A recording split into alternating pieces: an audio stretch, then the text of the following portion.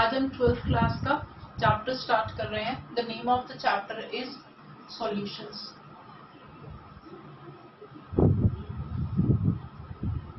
इसके बारे में आपने क्लास 11th में भी पढ़ा होगा।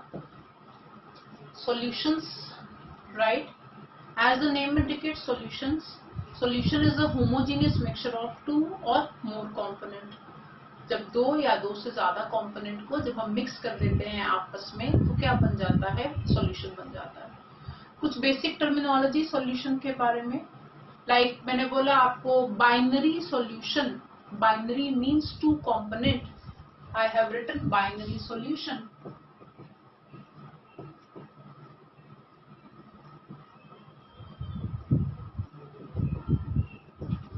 बाइनरी सॉल्यूशन का मतलब क्या हो जाएगा? Two component. Any example? Sugar in water, that is a binary solution.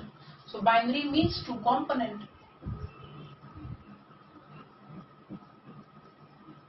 Right? ऐसे अब मैं आपको बोल रही हूँ ternary solution. Ternary solution. Ternary means how many components are there? There will be 3 components.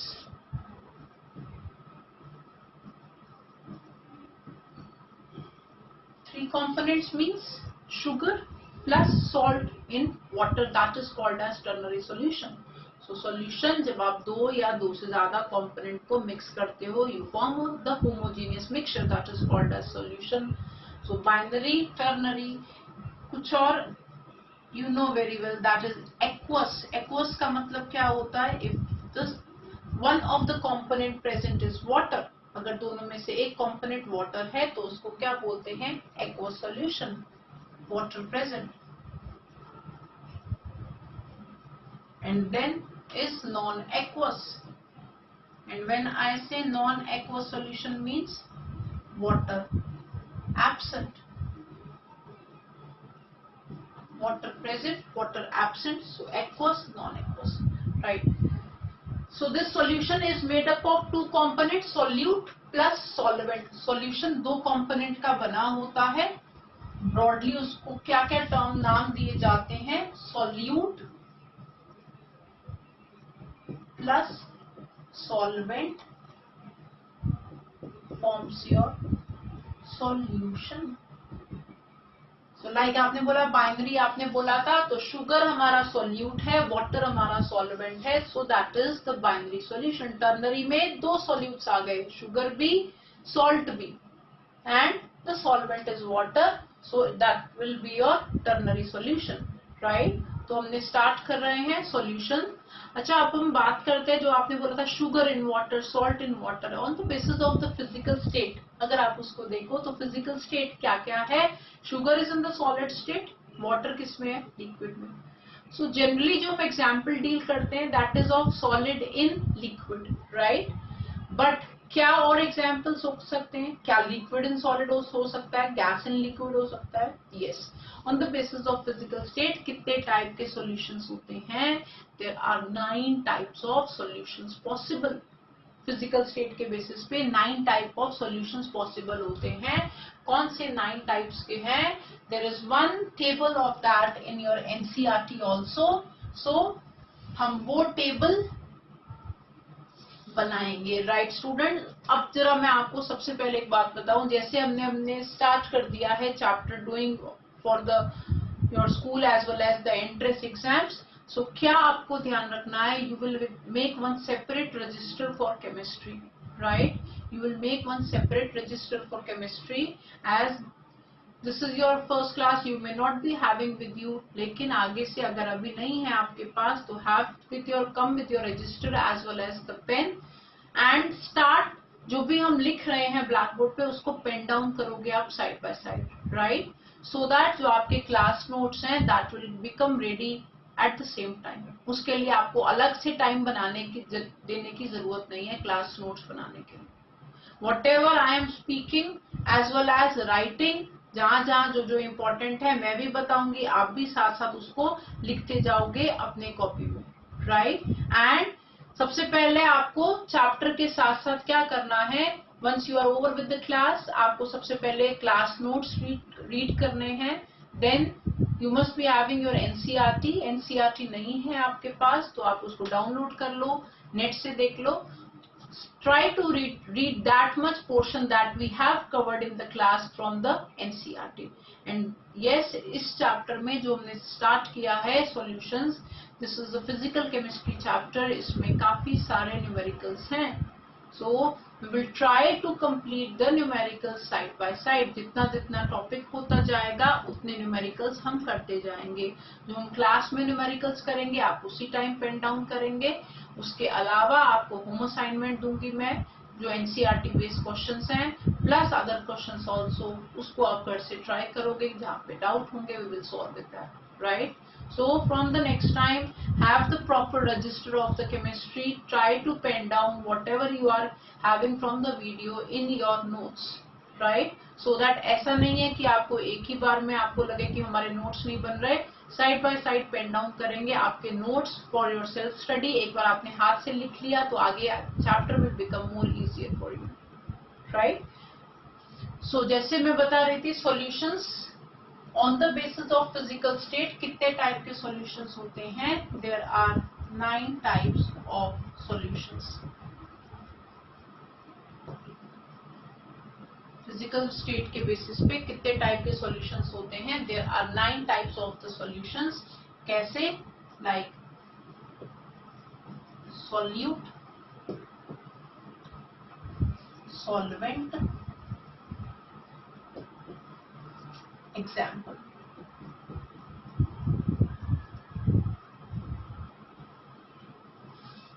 Solute, solvent, example.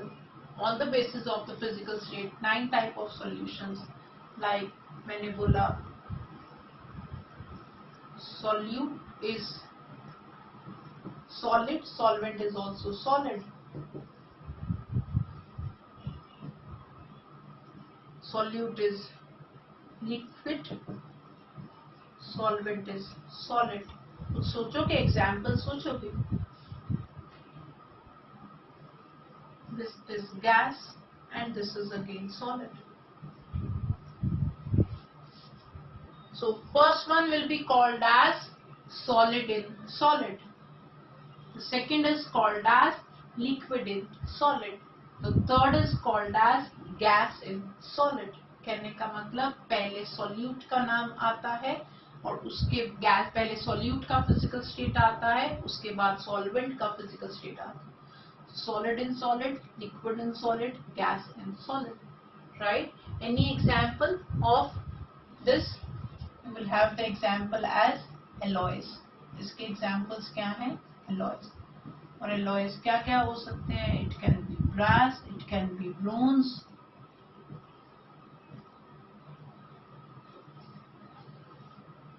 So what is brass? Brass is copper plus zinc. Bronze is copper plus tin. So solid in solid, alloys. Liquid in solid means what is in excess here? Excess is solid phase and in the lesser amount you have the liquid. What is the example here? You have sodium amalgam. अच्छा क्या होता है sodium amalgam में? What is there in excess? Sodium का amalgam है, sodium access में है और सोडियम का फिजिकल स्टेट क्या होता है? सॉलिड होता है। और लेसर अमाउंट में क्या है हमारे पास? मरकरी, एंड मरकरी का physical state is liquid. So it is liquid in solid. Liquid में कौन है? Hg है और what is there in excess? That is sodium. So it is called as sodium amalgam. What is gas in solid? Any example of gas in solid? Think about it. कोई example बताओ जिसमें gas is present inside the solid. Like हमने बोला catalytic properties जो हम आगे भी पढ़ेंगे, like H2 passed over, H2 gas passed over, निकल, प्लैटिनम, पैलेडियम, कुछ भी कह सकते हो। सो H2 क्या है? गैस। प्लैटिनम, पैलेडियम क्या है? सॉलिड कैटलिस्ट है। So it is gas in solid. So 3 type के हमने पढ़े, solid in solid, liquid in solid, gas in solid. कुछ आगे आपको देती हूँ, अब आप ट्राई करो examples.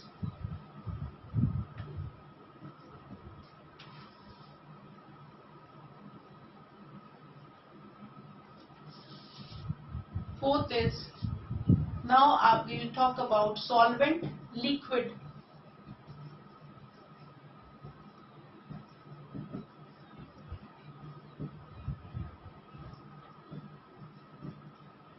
Solute, it can be.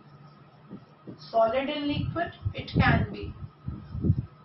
Liquid in liquid, it can be. Gas in liquid. So first is solid in liquid. What is the example? Any example? Sugar in water, salt in water. Liquid in liquid, alcohol in water, ethanol in water. What is gas in liquid? Like dissolved gases in water are the example of gas in liquid. Your carbonated beverages, जिसमें carbon dioxide को dissolve किया जाता है water के अंदर. So gas in liquid, what we can say, any example? Carbonated beverages में CO2 in water. So 3 पढ़े थे, अब कौन से पढ़ रहे हैं? 4, 5, 6. Liquid in solid in liquid, liquid in liquid, gas in liquid. उनके examples. Written. Then now we are taking solvent in which state? Gaseous state. Solvent in the gaseous state. और solute कौन सी phase में है? Again, it can be in solid, it can be in liquid, it can be in gas. कुछ examples सोचो आप. Solid in gas, liquid in gas, and gas in gas. Solid in gas का example क्या आ जाएगा हमारे पास? Camphor. Camphor किसको बोलते हैं? जो मंदिर में कपूर होता है हमारे पास. Camphor in N2. Liquid in gas, you have chloroform, CHCl3 in N2. N2 gas है. Gas in gas, like air. Air is a mixture of the different gases. O2 plus N2. So हमने क्या देखा? On the basis of the physical state, we have how many types of the solutions? We have 9 types of the solutions. आगे आगे जब हम chapter करेंगे वहां पे आपको क्या देखना है? Whenever you have any example, the first thing is you should be able to identify the example. जब भी कोई example है तो example को जब आप रीड करते हो उससे आपको ये आइडिया लग जाना चाहिए कि वो किस कैटेगरी का एग्जाम्पल है. लाइक मैंने बोला कार्बोनेटेड बेवरेजेस. सो CO2 डिसॉल्व्ड गैस होती है वाटर में. सो क्या हो गया? That is gas in liquid. Right. Now बोला शुगर इन वाटर. शुगर क्या है? Solid in liquid. Alcohol in water, liquid in liquid. Sodium amalgam. Sodium amalgam का बताओगे? आपको बताया था मैंने. Liquid in solid. So from the different examples you should be knowing कि वो किस कैटेगरी को बिलोंग करता है. राइट. अब जो हमने करना है that is something very important is कि जो हमारे सॉल्यूशंस हैं इनकी कॉन्सेंट्रेशंस कैसे एक्सप्रेस की जाती है. कॉन्सेंट्रेशंस का मतलब है कि मैथमेटिकली कितना सॉल्यूट है, कितने सॉल्वेंट में है, in terms of the mass, in terms of the volume. जो हम what are the different ways mathematically जिसके थ्रू हम इसकी कॉन्सेंट्रेशंस एक्सप्रेस करते हैं. एंड यस, इसी के ऊपर you have plenty of numericals. बहुत सारे न्यूमेरिकल्स करने हैं इसके ऊपर. क्या अप्रोच हम रखेंगे? We will have this approach. सबसे पहले हम फॉर्मूलाज लिखेंगे सबके, उनको क्लियर करेंगे. एंड देन जितने फॉर्मूलाज लिखे हैं we will do with the questions. Mix करके क्वेश्चंस करेंगे. ऐसा नहीं करेंगे कि एक के बाद एक. That becomes quite easy, but exam में बहुत प्रॉब्लम आता है. So we will write few formulas, then we will have the questions by mixing up. Right. कौन कौन से होते हैं? What are the different methods of expressing concentrations?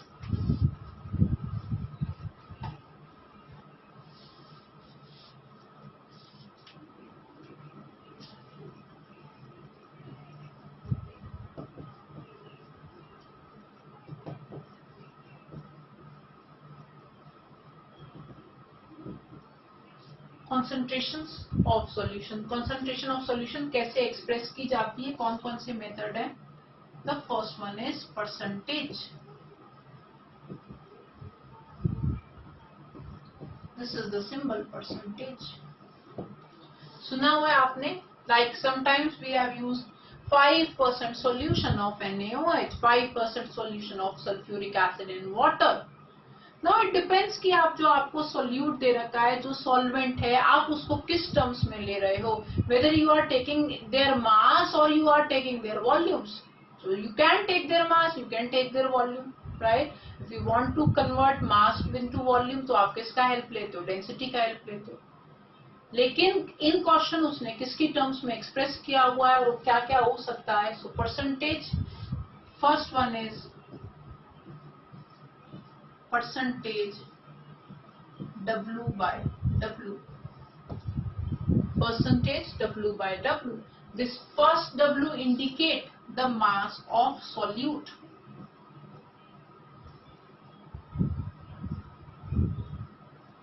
And the second W indicate, अब जब आप करोगे तो आप कहाँ पे बहुत ज्यादा ध्यान देना है, जितने भी हम फॉर्मूलाज लिख रहे हैं, जो पहला एरिया मिस्टेक का है वो ये एरिया है कि हम जल्दी जल्दी में ध्यान ही नहीं देते कि हमें फॉर्मूला में क्या चाहिए.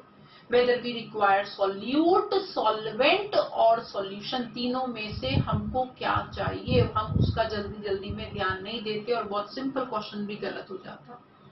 सो जब भी फॉर्मूला लिखो, टेक केयर ऑफ इट कि वो आपसे क्या मांग रहा है. Like percentage W by W, तो क्या चाहिए? W क्या इंडिकेट कर रहा है? Mass of solute. And mass, second W क्या इंडिकेट कर रहा है? Mass of solution. So percentage W by W. So like example मैंने बोला 5% W by W of NaOH in water.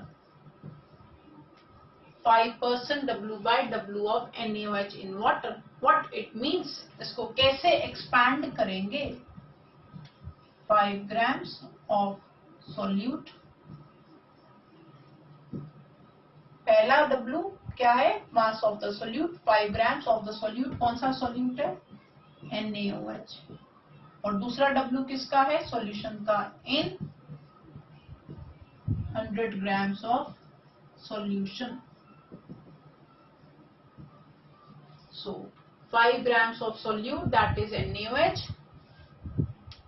in 100 grams of the solution. So this mass is the mass of the solute plus solvent.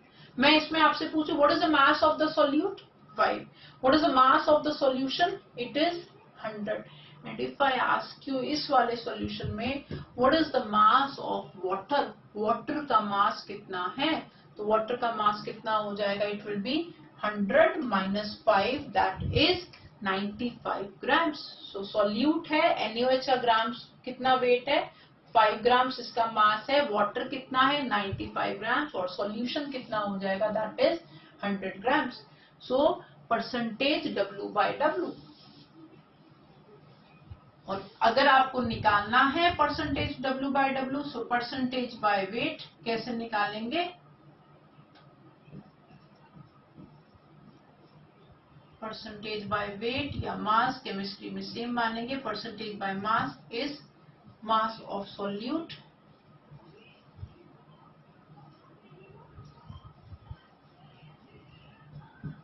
Bye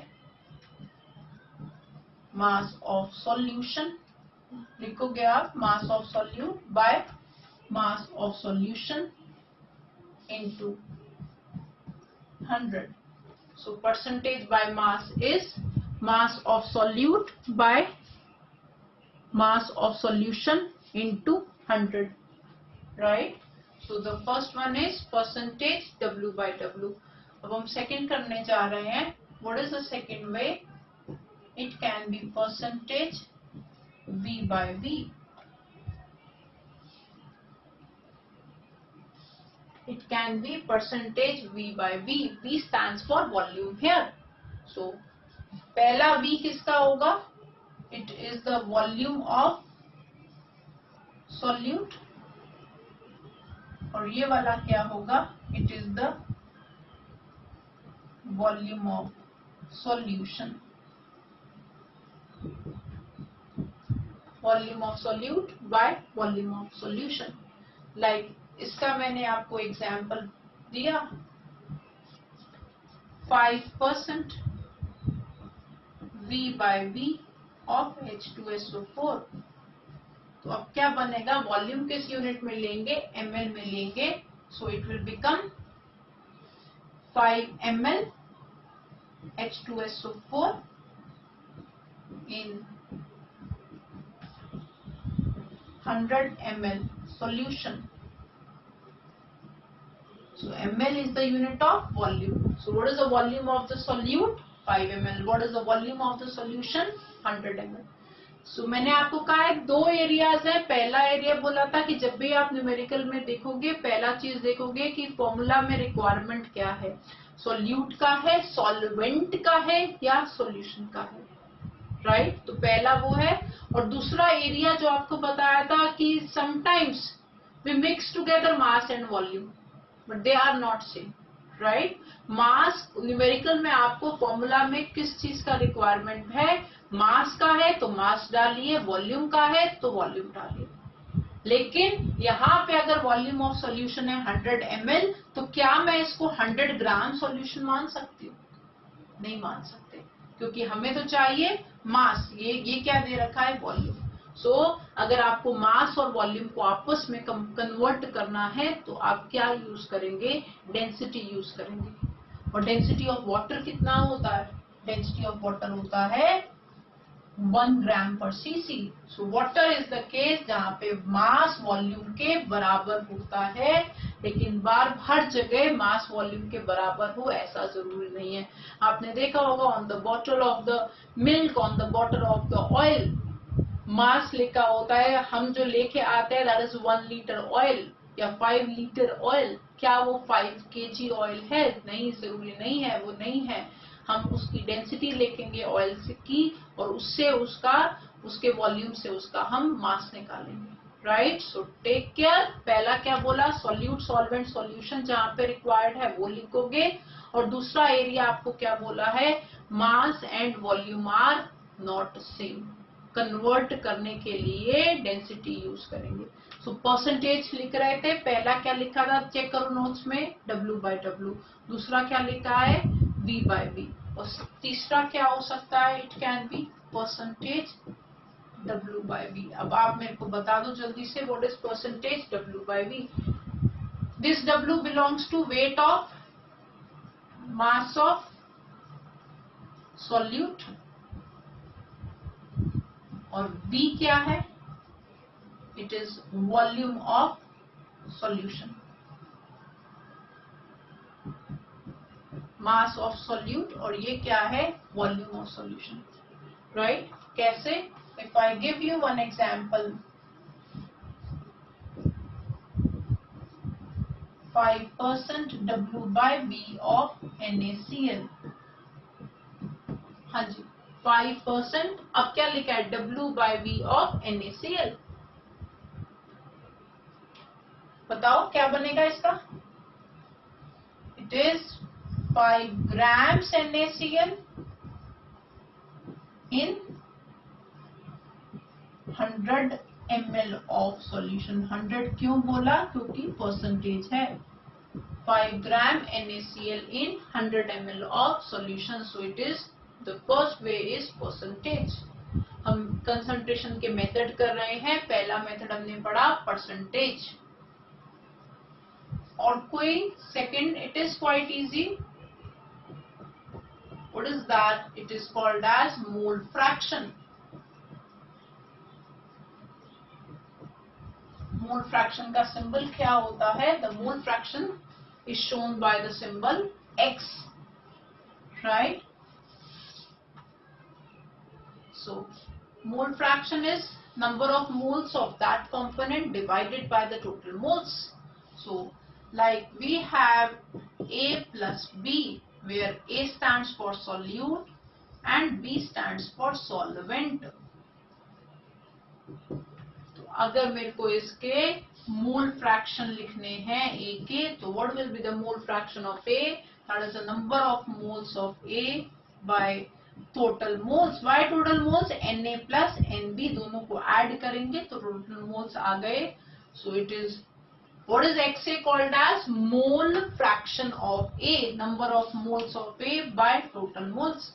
और similarly अगर आपको mole fraction of B निकालना है तो क्या कर दोगे? N B upon N A plus N B. So moles of B by total moles and you sum of the mole fraction. अगर दो कंपोनेंट है तो दोनों के मोल फ्रैक्शन का सम किसके बराबर आता है? यूनिटी के बराबर आता है. The sum of the mole fraction comes out to be unity. अगर ये दो की जगह 3 होता तो हम क्या कर देते? XA plus XB plus XC will become equal to 1. अभी 2 है तो sum of the mole fraction is become, 2 का ऐड करेंगे तो 1 आएगा, 3 होंगे तो 3 का ऐड करके 1 आ जाएगा. अच्छा, मोल्स कैसे निकालेंगे? What is NaNb? N stands for number of moles. Number of moles कैसे निकालते हैं? It is the mass of, अगर A के निकालने हैं तो mass of A upon molar mass of A. Mass of A upon molar mass of the A.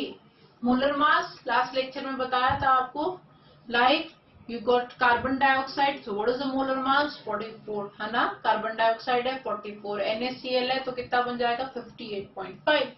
So number of moles कैसे निकालते हैं? जो भी मास दे रखा है divided by the molar mass. So that is called as mole fraction.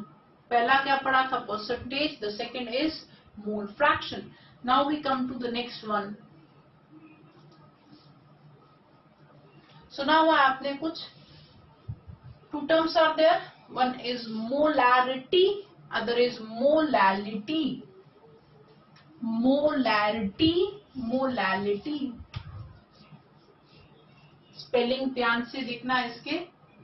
The third one is molarity. Molarity is shown by capital M. And the fourth one is molality, small m. molarity and molality. आपको दिखाई दे रहा है clearly? कोई problem तो नहीं आ रहा? Right. What is molarity? Molarity is number of moles of solute present in 1000 ml of solution. कितने moles solute के प्रेजेंट हैं 1000 ml सॉल्यूशन में? That is called as molarity. And what is molarity? Again the number of moles of solute present in 1000 gram या 1 kg of solvent. 1 kg solvent में कितने moles present हैं? So that is called as molarity. So क्या same है? Moles दोनों में common है. Capital M, molarity is, it is number of moles of solute. Number of moles of solute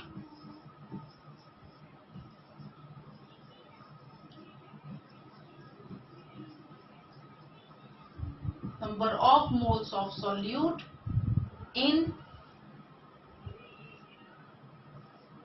1000 ml of solution. You can call it as 1 liter of solution also. Volume of solution in liters. So molarity, number of moles of solute in 1 liter of the solution. So in terms of another formula, molarity, number of moles कैसे निकालते हैं? It is mass of solute by moles के लिए क्या बताया था? molar mass of solute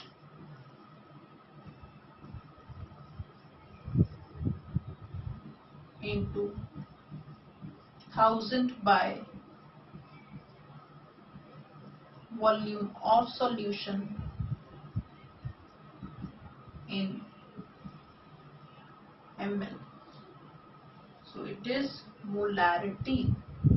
volume किसका चाहिए हमको? सॉल्यूशन का चाहिए. And what is molality? Small m. Directly भी लिख सकते हो मोल्स, मोल्स को स्प्लिट अप करके भी लिख सकते हो. नंबर ऑफ मोल्स क्या होता है? Mass of solute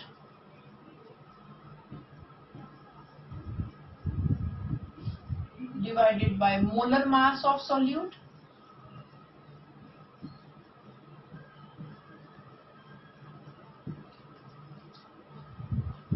into 1000 bye.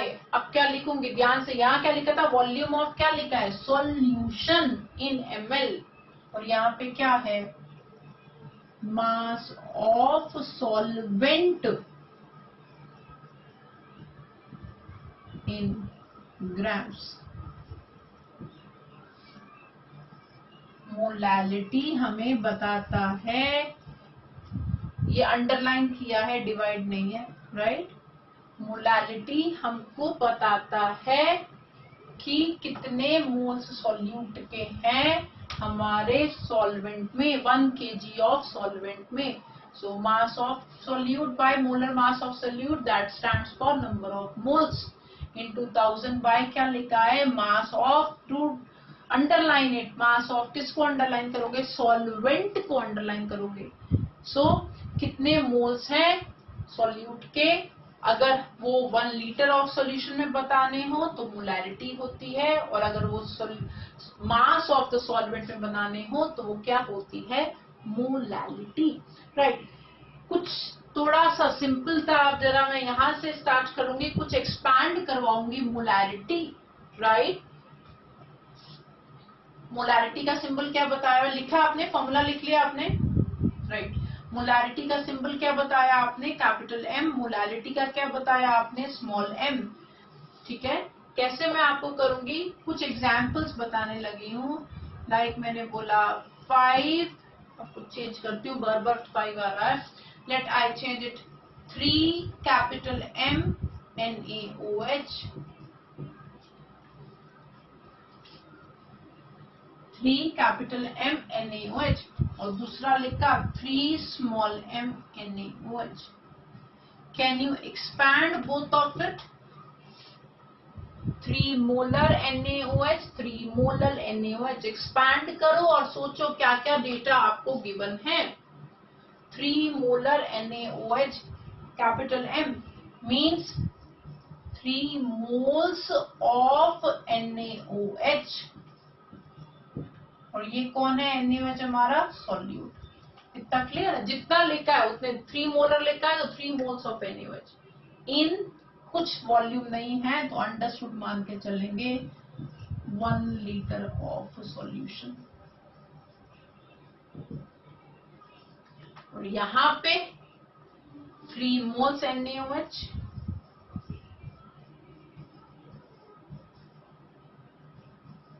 this is your solute in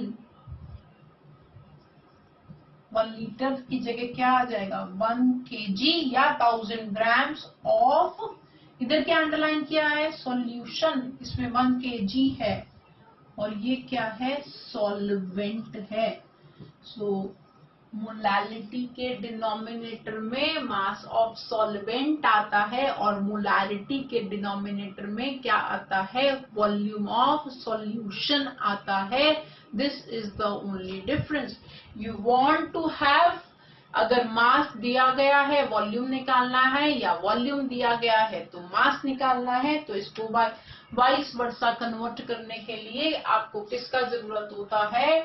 density का जरूरत होता है. As you know density is equal to what? Mass by volume, जो आपके न्यूमेरिकल्स में हेल्प करेगा. And for your information, what rho is the symbol for density. Density of water is how much? 1 gram per cc. Water का density 1 ग्राम पर CC है, तो इसलिए water का मास वाटर के वॉल्यूम के बराबर होता है. Therefore, for water we can say what? For water we can say 1000 grams water is equal to 1000 ml या cc, एक ही बात है, water. 1000 grams water is equal to 1000 ml water. This is for water. या हम concentrations में हमने क्या कर लिया है, परसेंटेज कर लिया, उसके बाद हमने मोल फ्रैक्शन किया, देन मोलालिटी, मोलारिटी, राइट. अब हम करने जा रहे हैं the fifth one is, it is ppm. What is ppm? It is parts per million. ppm is parts per million, right? When we use ppm, when the concentration of solute is much lesser than the concentration of the solution, जो amount of solute है वो बहुत कम है compared to the amount of solvent, तब हम क्या use करते हैं, ppm. कहाँ पे इसको use किया जाता है? Like one is contamination of water. Water में जो हमारी इम्प्योरिटीज होती हैं उसको एक्सप्रेस करने में यूज किया जाता है. और कौन सा एरिया है? Like you can have the pollution measurement.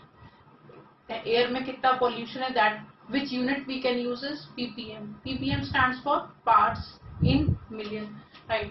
Parts per million, what is that? It is number of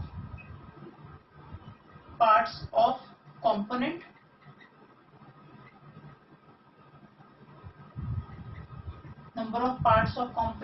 upon total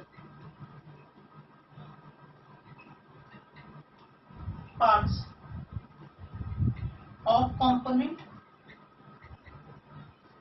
और परसेंटेज में क्या किया था, मल्टीप्लाइड बाय 100. और ppm में क्या कर देंगे, it is 10 to the power 6.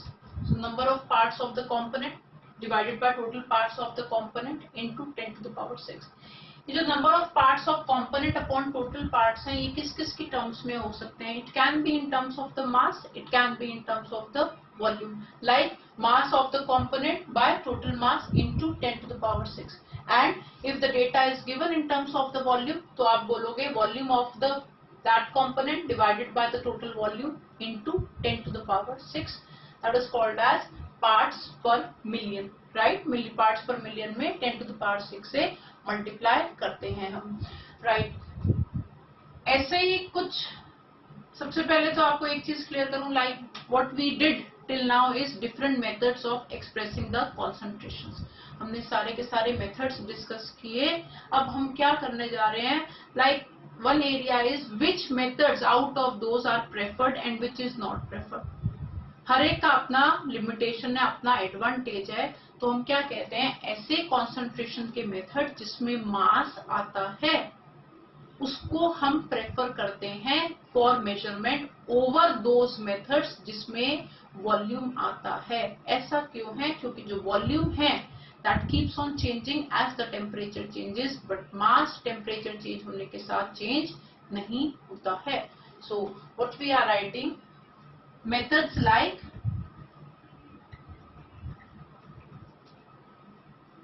आप बताओगे percentage, W by W, molality,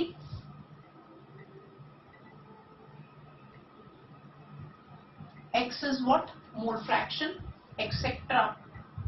are preferred over percentage B by V, capital M molarity, और एक और लिखने जा रही हूं कैपिटल N नॉर्मैलिटी. ऐसा क्यों है? What is the reason behind it? क्योंकि एज फॉर्मर, फॉर्मर मतलब जो हमने पहले लिखे हैं, as mass do not, you are writing change with temperature,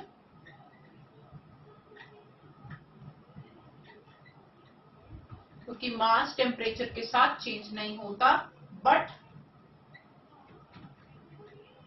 concentration terms with volume changes with temperature.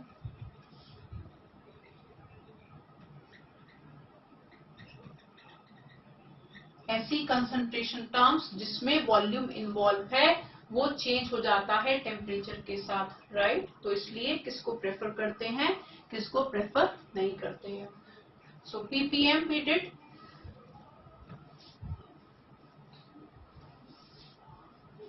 Next there is one more term जिसका NCERT में तो नहीं दिया, but you should be knowing that.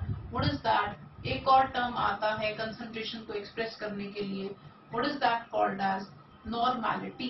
इसको क्या बोलते हैं हम? नॉर्मैलिटी बोलते हैं, ठीक है।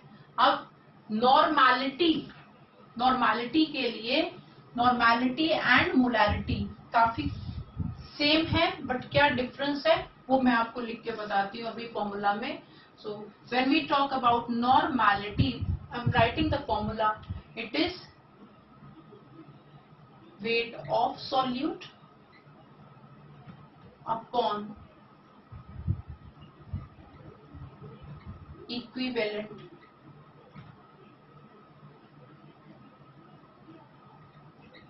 mass of solute। इसको भी आप मास कर सकते हैं, वैसे तो मास और वेट केमिस्ट्री में सेम मान के चलते हैं। मास of solute upon equivalent mass of solute into 1 by volume of solution in liters। So अगर आप इसको मोलैरिटी देखोगे एक बार, मोलैरिटी का formula, right.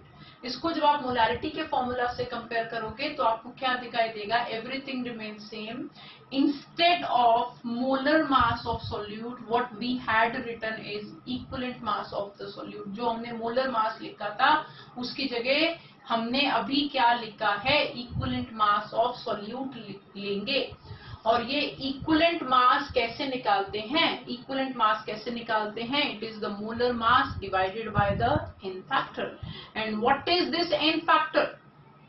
n factor it can be also called as z factor. ये n फैक्टर और z factor क्या होता है?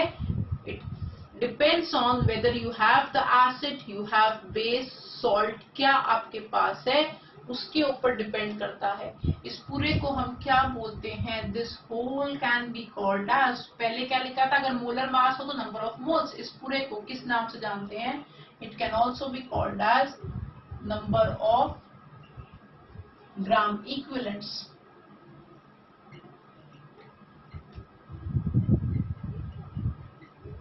इसको क्या बोलते हैं? Number of gram equivalents, right. और अब मैं आपको बता रही थी इक्विवेलेंट मास कैसे निकालेंगे। Equivalent mass is equal to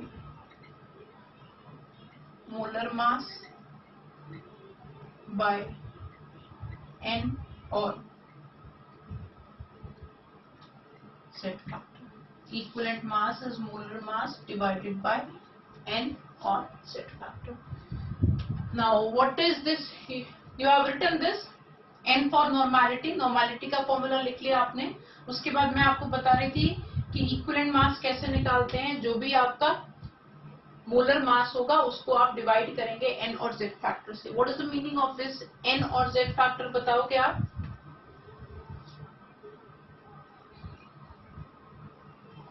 n और z factor is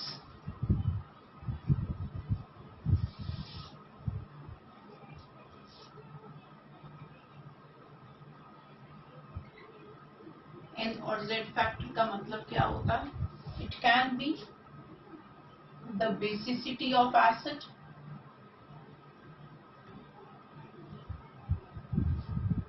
oblique it can be the acidity of base, oblique total positive or negative charge for salt. So ये n और z फैक्टर हमने बोला acid की क्या major की जाती है? बेसिसिटी। एंड इस बेसिसिटी का मतलब क्या होता है? Basicity of the acid means the number of H+ ions given. Acid ionization के बाद कितने H प्लस आयंस देता है, that is called as basicity of the acid. So number of H plus ions given by the acid, और you can say acids क्या होते हैं जो H प्लस देते हैं या OH नेगेटिव एक्सेप्ट करते हैं, और यू कैन से number of OH negative accepted. What is the acidity of the base? Base की acidity measure की जाती है. It is the number of OH negative given. Base ionization के बाद कितने OH negative देता है, that is the acidity of the base, और depending on the case H plus accepted. OH negative given or H plus accepted, that is the acidity of the base. So have you written this? N और Z factor एक बार revise करेंगे. N और Z factor क्या होता है?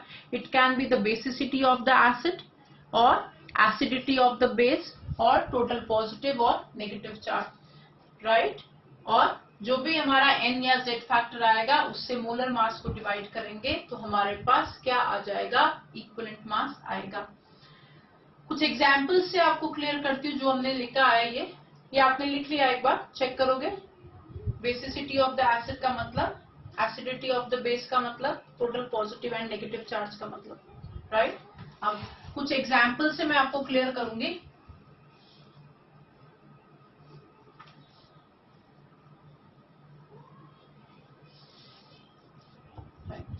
Example randomly दूंगी, आपको N factor बताना है. HCl, HNO3, H2SO4, H3PO4, H3PO3,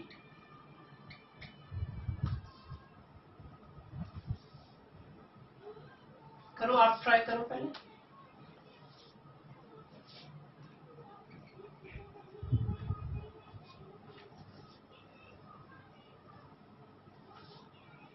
NaOH, then is BaOH twice, NaCl, calcium phosphate, Ca3PO4 twice, right. इनके N फैक्टर्स ट्राई करना है आपको. HCl कितना H देगा, 1, so N factor is 1, so it is called as mono basic acid. Mono basic acid. HNO3 1, sulfuric acid 2, it is called as di-basic acid. Why di-basic acid? As its N factor is 2, right. 2 H ions देता है. H3PO4 it is 3, so di-basic की जगह अब क्या बोल देंगे, tri-basic acid. di-basic है, ये क्या है, tri-basic. यहाँ पे आगे भी पढ़ेंगे H3PO4 और H3PO3 में क्या होता है. It is based on the structure. अगर हम H3PO4 का स्ट्रक्चर देखते हैं, H3PO4 का स्ट्रक्चर देखते हैं तो वो किस टाइप से होता है. It is P double bond O, OH, OH, OH. So the H which is linked with oxygen is ionizable. H which is linked with oxygen is ionizable. और क्योंकि 3 H ऑक्सीजन के साथ अटैच्ड है, सो इसका N factor कितना हो गया, 3. So that is why we have written tri-basic. Whereas what happens in case of H3PO3, if you see its N factor is 2. Why its N factor is 2? Because यहाँ पे क्या होता है, इसके स्ट्रक्चर में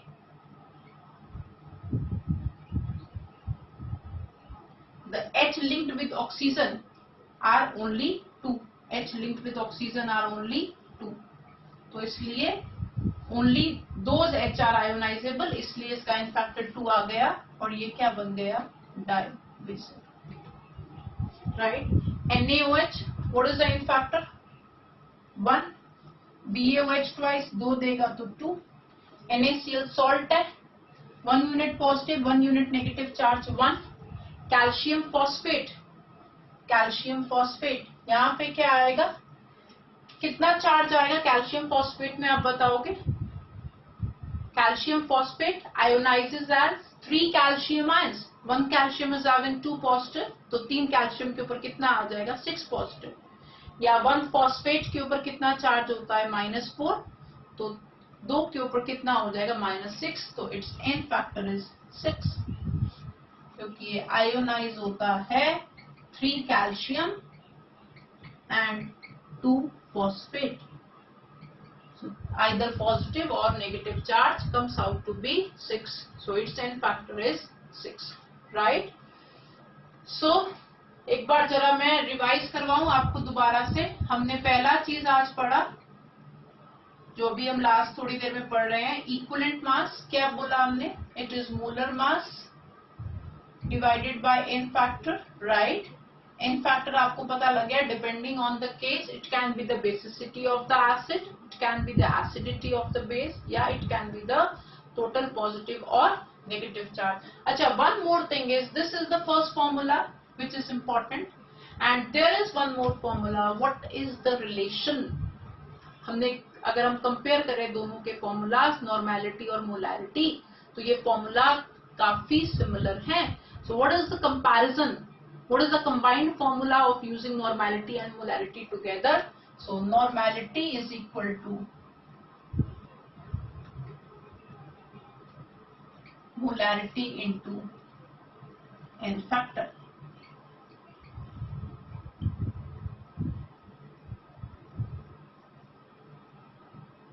Normality is equal to molarity into n factor. कैसे?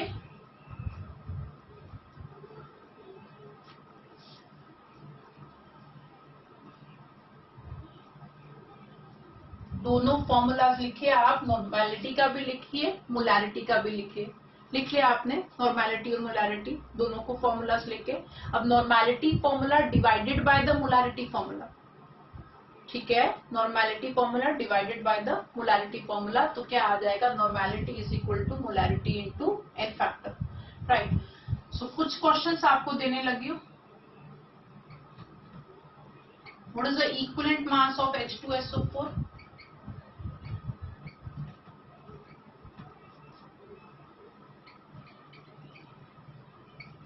Equivalent mass of HNO3?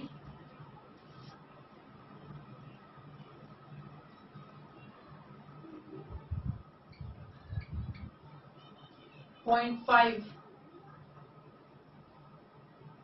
normal BaOH twice is equal to dash molar.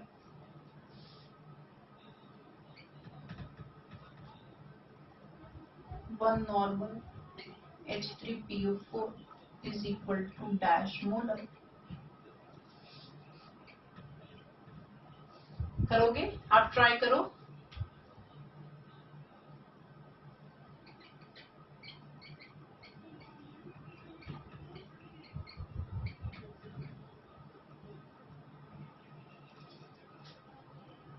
So what is the equivalent mass of H2SO4? Molar mass कितना, 98. What is its n factor? 2. 98 by 2, 49.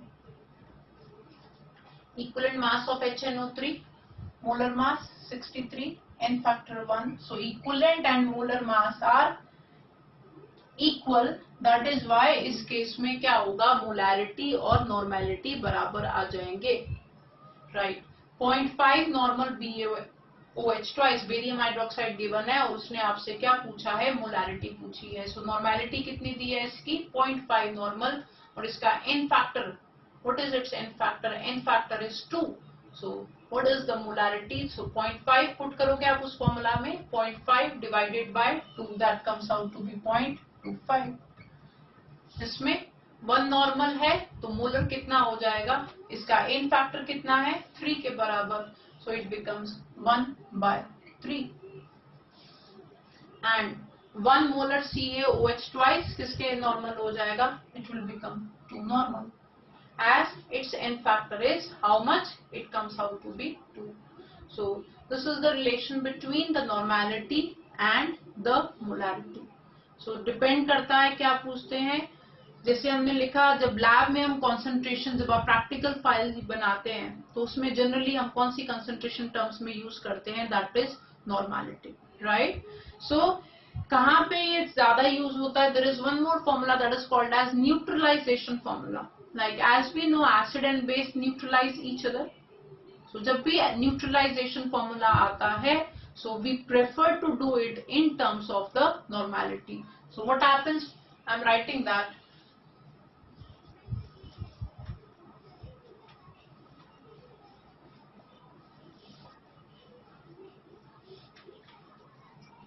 right.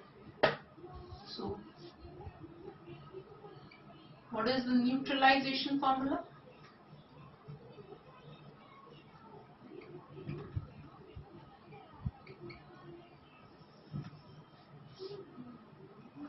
Neutralization formula says total